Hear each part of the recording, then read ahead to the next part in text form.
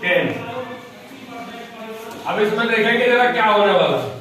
इस प्रकार कंटिन्यूस में पढ़ा, परफेक्ट का भी कुछ फंडे है। क्या है? अगर सब्जेक्ट आई है, यू है, वी है, दे है और प्लूरल है, इसके साथ आपको लगाना है क्या? है। क्या लगाएंगे? है। अब ही है, सी है, इट है और सिंगुलर है, नाम एक वचन, तो क्या लगाएंगे? है। क्या लगाएंगे? प्लस मेन वर्ब की थर्ड फॉर्म। कौन सी? मेन वर्ब की थर्ड फॉर्म। ये हमारा कंपल्सरी बन जाता है। जैसे अभी मेन वर्ब में आई नहीं लगाई, उससे पहले एस और ईएस और फर्स्ट फॉर्म लगाई, तो परफेक्ट का कोई भी टेंस पढ़ेंगे आप, चाहे प्रेजेंट पढ़े, पास्ट पढ़े, फ्यूचर पढ़े, थर्ड फॉर्म कंपल्सरी है। बोले परफेक्ट में परफेक्ट आ गया तो ये थर्ड फॉर्म कंपल्सरी है, लग रही है। क्लियर है? अब स्ट्रक्चर देख लो क्या क्या आएगा जरा। सब्जेक्ट आएगा, फिर हैज या हैव, इनमें से कोई भी एक नियम बता दिया आपको कौन से सब्जेक्ट के साथ क्या आना है।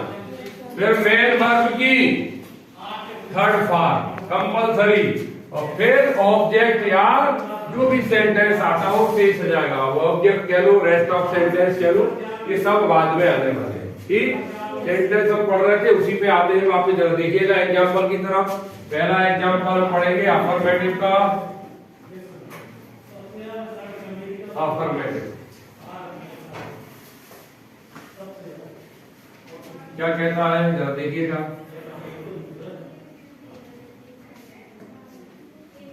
I have writing। अब हम रिटर्न कर रहे हैं, थर्ड फॉर्म में return I have written a letter। ये बन गया। इसका दूसरा देखें, ही के साथ क्या लगाने के लिए बताया है? हैज लगा दो। Written a letter.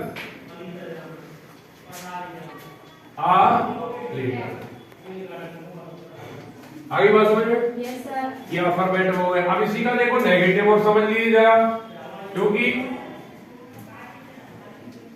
अब नेगेटिव पे क्या करोगे? नेगेटिव पे क्या लगता है? नोट। किसके बाद? किसके बाद लगाना है?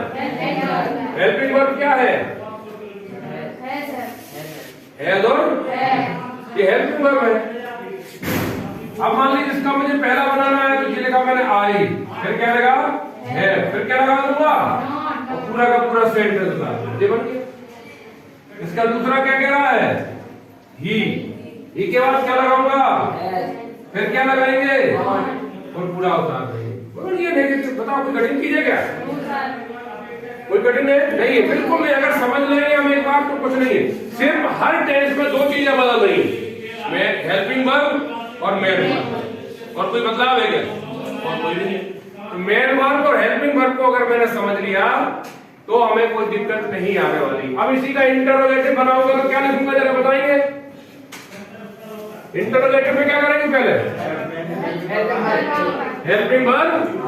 Very good. तो क्या लगा लिया? है, आई, रिटर्न, ऐसे लिखेंगे।